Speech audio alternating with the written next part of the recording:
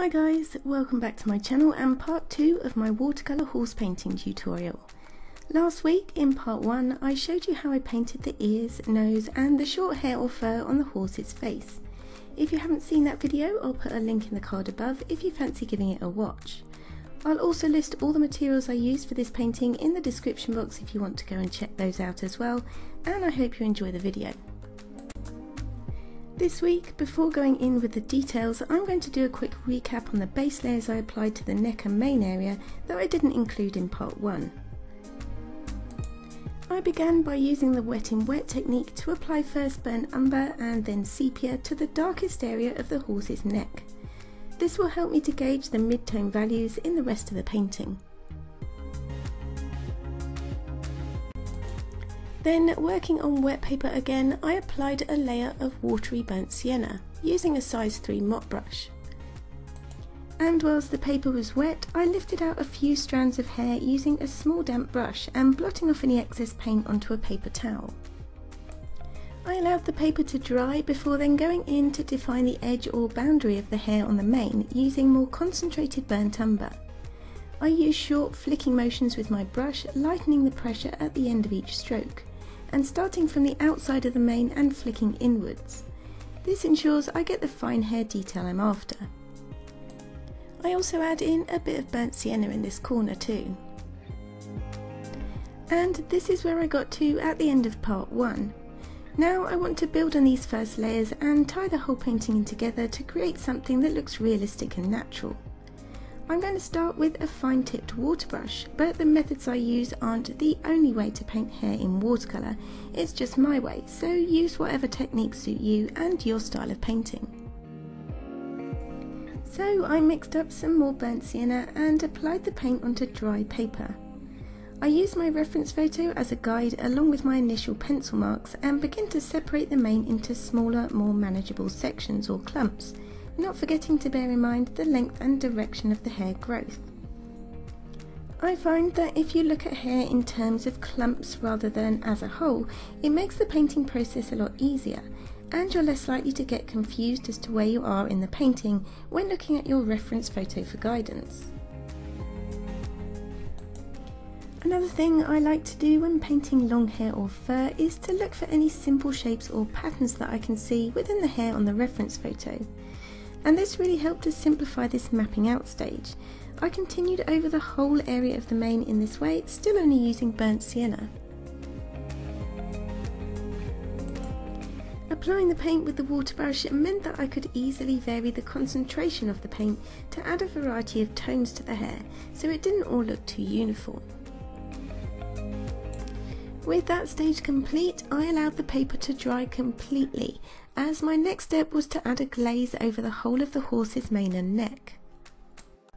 Glazing is where you apply a transparent layer of watercolour over your paper to change the colour and or value of your painting, and it's one of the reasons I love watercolour, because it's quick, easy and can have a dramatic effect, but you really must ensure the layers underneath are completely dry first so you don't blur or ruin any details you've already painted in.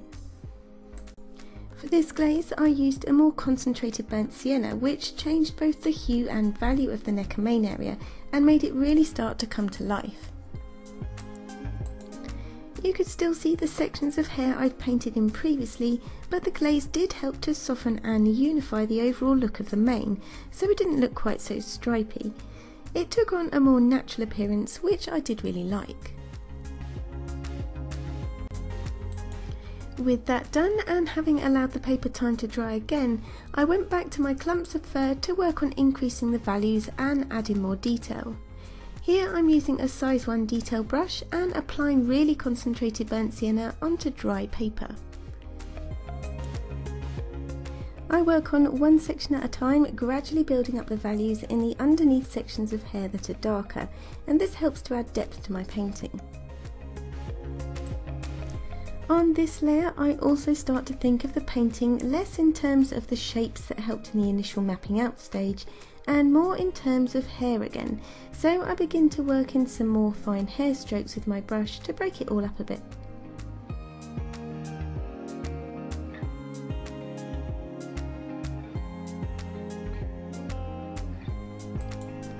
So with a bit more detail built into that mane, it's now time to turn my attentions back to the horse's neck. For this, I go back to my size 8 brush and begin to apply a mixture of sepia, mauve and of course a dash of burnt sienna onto the area directly under the mane. I'm working on dry paper here and use the tip of my brush to paint around and preserve those lighter hair details.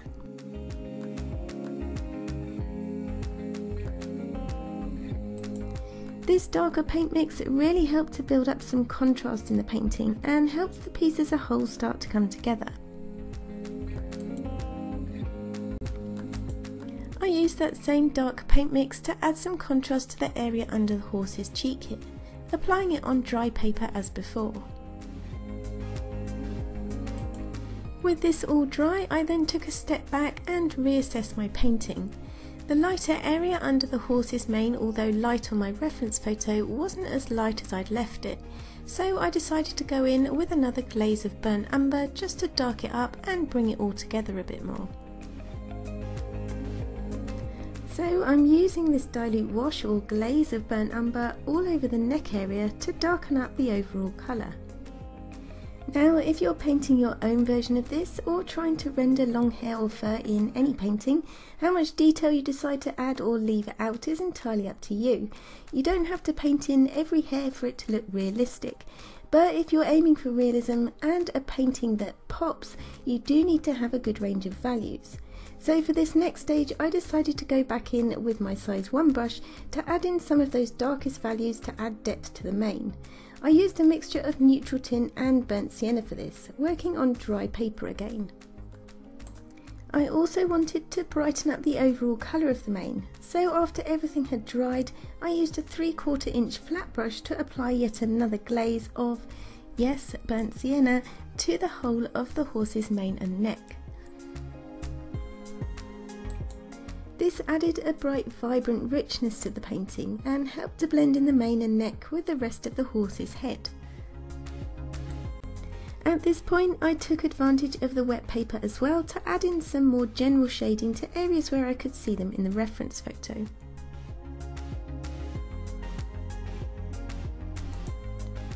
Now I'm back with my fine detail brush again to add in a few wispy dark hairs.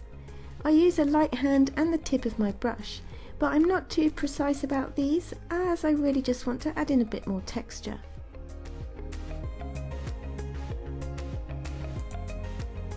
So with the mane pretty much done, the next thing was to take a step back and look at the painting as a whole, so I could make any last adjustments. I began by darkening up the inside of the horse's ears.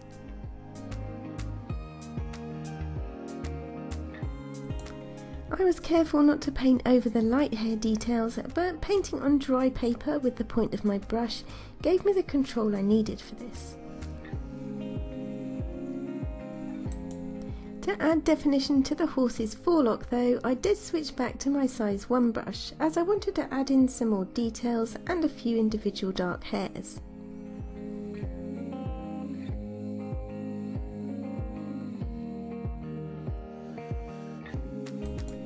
Next, it was time to glaze over some more burnt sienna to the forelock to tie in with the rest of the mane and add a bit more colour. So by this point I was happy with the colour and the dark values, but I wanted to lighten up some areas on the mane to give me a few more lighter values. For this I applied a damp brush to a few areas I wanted lighter and lifted some of the paint off with a clean dry paper towel.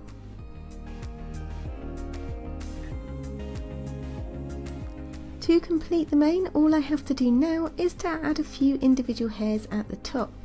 Here I'm working on dry paper and my brush strokes are short and curved. I do the same on the horse's forelock before dealing with a bit of a dilemma: the whiskers.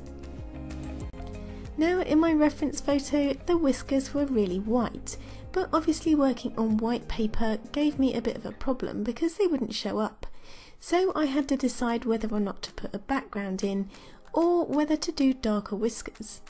So I came up with a bit of a compromise as I didn't really want to put a background in this one. I started putting in some fine white details on the side of the nose and then finished them off with pencil going down onto the white paper. It wasn't a perfect solution, but since I've used pencil I can always erase it if I change my mind. I really like the simplicity of white backgrounds, but it does present a bit of a problem if you want to paint white whiskers. So with a few finishing touches to the eyelashes, this painting was complete, at least for now anyway. I did really have a lot of fun with this one and was quite pleased with how it turned out in the end, but I'd love to know what you think either of the painting process or the finished piece, and I'd really like your thoughts or any suggestions on the whisker dilemma, so please drop me a comment in the box below. Don't forget to, if you like this video, to give it a thumbs up and consider subscribing to my channel if you're new. Hit the bell icon as well to be notified as soon as I upload a new video so you don't miss out. Thank you all so much for watching today, and I'll see you all in the next video. Take care. Bye.